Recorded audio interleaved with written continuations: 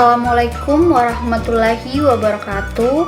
Perkenalkan, nama saya Nurul Safila, NPM 2320201030, kelas A, Program Studi D3 Analis Kesehatan. Baiklah, di sini saya akan menjelaskan materi tentang vitamin, enzim, dan hormon.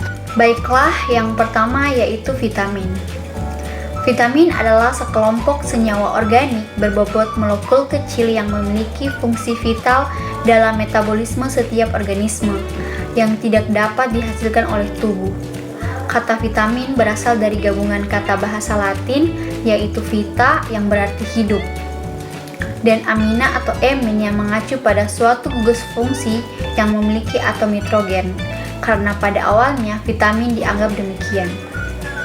Selanjutnya yaitu penggolongan vitamin beserta fungsinya.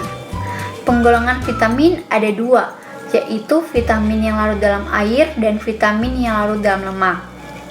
Yang pertama yaitu vitamin yang larut dalam air. Vitamin yang larut dalam air yaitu vitamin B1. Vitamin B1 penting untuk sistem saraf dan fungsi jantung serta mencegah penyakit beri-beri. Vitamin B2 penting untuk kulit, pertumbuhan jaringan tubuh, dan mencegah kepekaan terhadap cahaya. Vitamin B3 membantu makanan menjadi energi, membantu sistem saraf, mencegah penyakit pellagra, dan mencegah berkurangnya nafsu makan. Vitamin B5 membantu pemecahan nutrisi makanan, terutama pada lemak, menjaga komunikasi sistem saraf dan otak, dan memproduksi senyawa asam lemak dan hormon tubuh.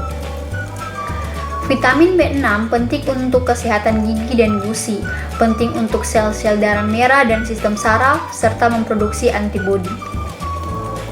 Vitamin B8 membantu reaksi biokimia pada tubuh seperti transfer karbon dioksida dan metabolisme karbohidrat dan lemak. Vitamin B9 mencegah kecacatan pada janin, membantu tubuh dalam proses metabolisme protein yang berlangsung, serta membangun sel-sel darah merah yang sehat. Vitamin B12 menjaga kesehatan sistem saraf, mencegah penyakit anemia, dan penting untuk pertumbuhan bagi anak-anak. Vitamin C penting untuk kesehatan gigi dan gusi serta tulang, membentuk sel-sel tubuh dan pembuluh darah, mencegah penyakit kudis, meningkatkan daya tahan tubuh, dan sebagai antioksidan. Baiklah, selanjutnya yaitu vitamin yang larut dalam lemak. Vitamin yang larut dalam lemak yaitu yang pertama vitamin A. Vitamin A penting untuk indera penglihatan, menjaga kesehatan kulit dan imunitas tubuh. Vitamin D penting untuk gigi dan tulang, membantu tubuh menggunakan kalsium dan fosfor, serta mencegah penyakit rakitis. Vitamin E penting untuk fungsi darah, mencegah asam lemak yang berlebihan, menjaga jaringan kesehatan kulit, mata, darah merah, dan hati sebagai antioksidan alami, serta melindungi paru-paru dari polusi udara. Dan vitamin K membantu metabolisme tubuh dan mencegah penyakit diabetes, menekankan proses pendarahan akibat pemakaian senyawa aspirin atau antibiotik berlebihan, dan menurunkan risiko terkena penyakit osteoporosis.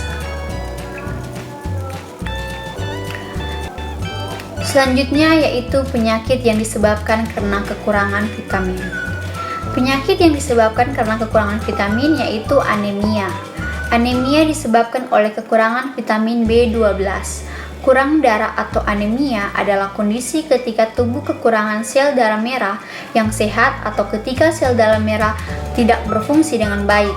Akibatnya, organ tubuh tidak mendapat cukup oksigen, sehingga membuat penderita anemia pucat dan mudah lelah. Selanjutnya yaitu enzim.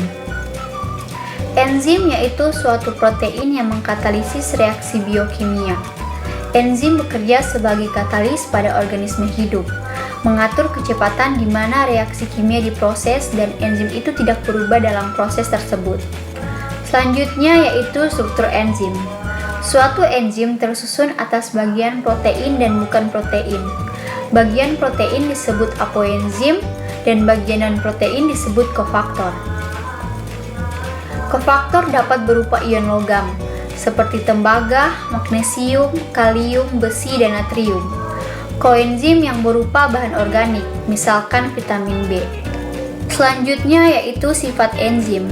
Sebagai suatu bahan yang penting dalam metabolisme, enzim memiliki sifat-sifat, yaitu yang pertama, kerja enzim bersifat spesifik atau khusus.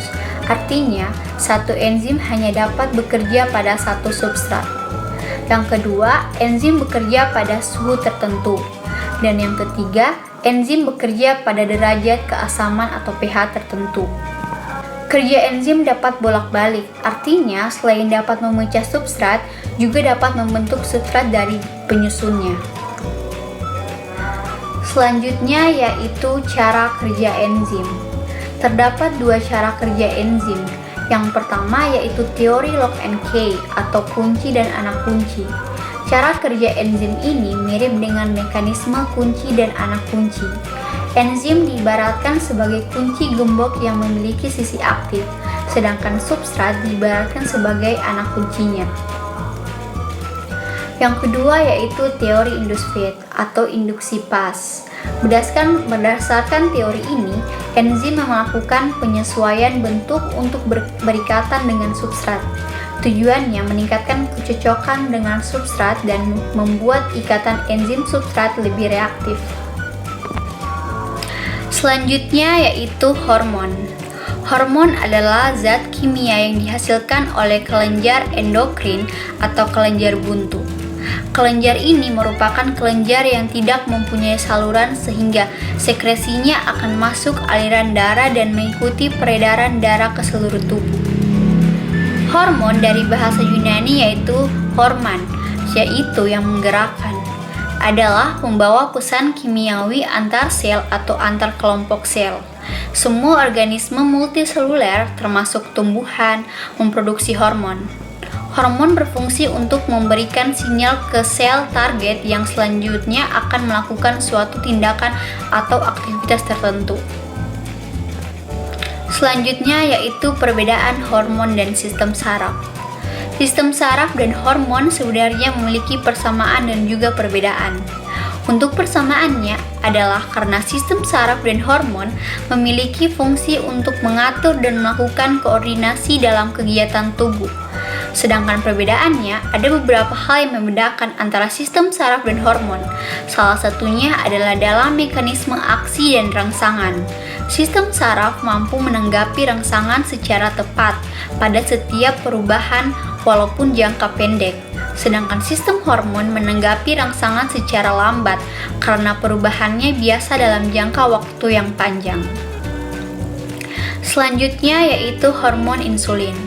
Insulin adalah hormon alami yang diproduksi oleh pankreas. Insulin berfungsi membantu penyerapan glukosa ke dalam sel-sel tubuh untuk mengendalikan gula darah. Glukosa sendiri biasanya berasal dari makanan yang mengandung karbohidrat dan diubah tubuh menjadi sumber energi utama.